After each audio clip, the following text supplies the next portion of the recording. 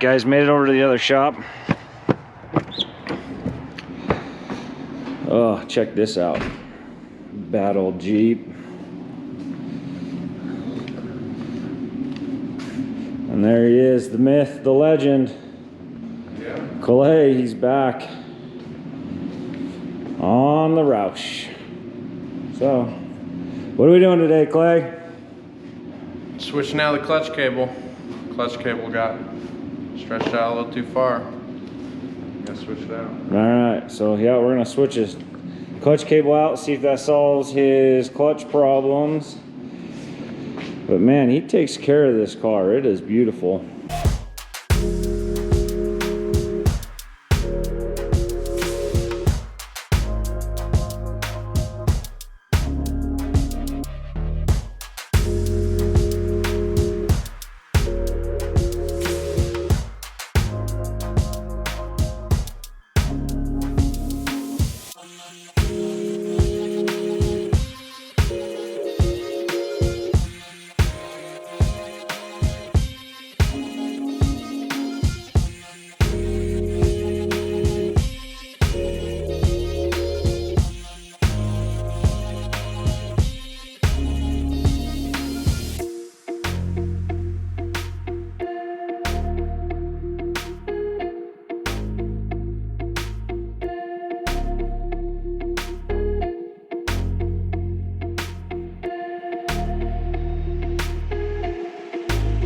You get to climb under the dash. Let's do it.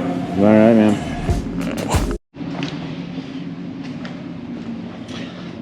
Hey, Clay, what are you doing? Trying to unhook it. Oh. The joys of clutch cable replacement right here. That's funny. You done yet? All right, guys, so step one, disconnected underneath the clutch pedal. Just disconnect it. That's what he's doing right now.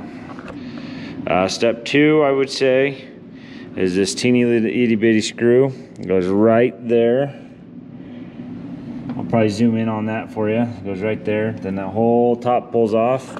And then there's one bracket down there on the frame rail, 10 millimeter, I think, socket, 10 millimeter bolt, pop it off. And it wraps around down in between the motor mount and then to the clutch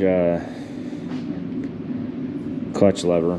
So they're not too bad, especially a lot easier if you have a lift. You just hit a button, have the car go up.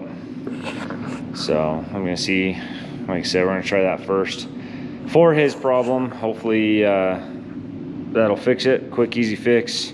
It's just not engaging as good as it used to. It's not slipping or anything like that, but it's just not giving a good engagement.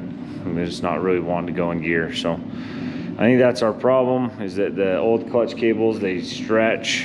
I'm not sure if this one's ever been replaced before or not, but I actually have this one, an extra one, so I got the parts to try it. So we're gonna try it real quick.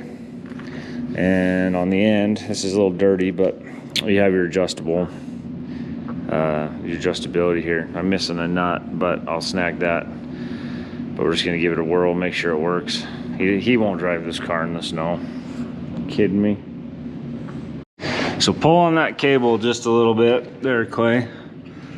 Go push it in, back and forth, and tell me what it feels like. Pretty stiff? Yeah, it doesn't want to go. Pretty stiff, you know. So guys, when you guys are doing these cables, you know, check them. They're kind of like a bike cable. They'll stretch over time. They get crap in the housings, and then they don't slide very well. So that could be a good indicator. We got it unhooked up top. So this just doesn't really have a good slide to it. If you grab this other cable, Clay, real quick. Now pull that cable, slide it through, and tell me what it feels like. Oh yeah, there's. It's like butter, right? Yeah. So quick indicator of that, just check the pull on it. And if it slides nice and smooth, it's good. This one, a little rough. It should go back in without bending up. Sorry, can't see, but trying to bend that up a little bit. It should just slide right back in, and it's not. So I think that's a big indicator what we got going. So all we got to do, there's usually a clip on the inside on the bell housing. The clutch fork, you're gonna want to pop that. This goes right up on there. You want to pop that out, pop this out, and then it routes up around and up into, it's kind of dark, but it wraps up to the top and into the firewall. So we'll pull that out and we'll go from there.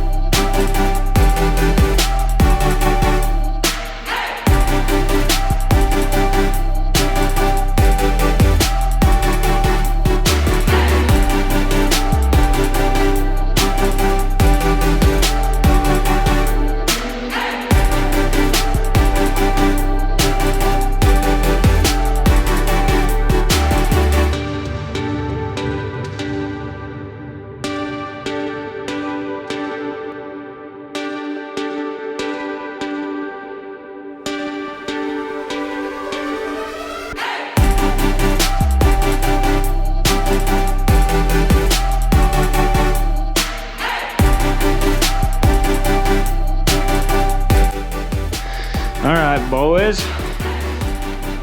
So shine that light up there. You got a lot of heat, excessive heat wear marks. So we're gonna get this flywheel turned. Kind of weird. I've never seen this way. So you see all those heat marks up there. Okay, so that's every time you drop your clutch, you do burnout.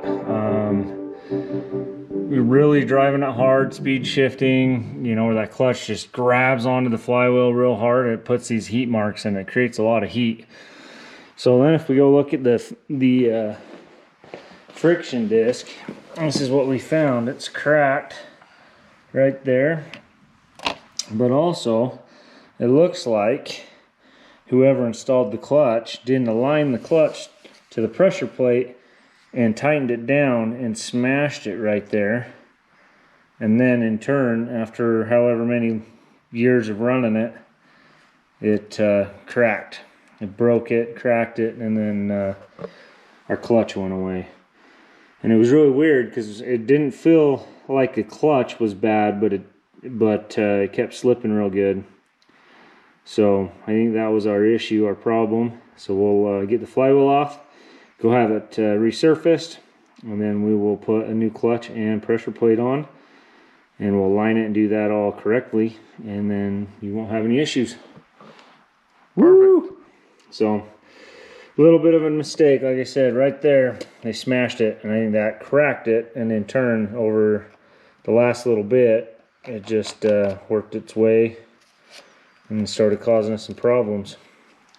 Kind of weird, never seen it like that before. First for everything, huh?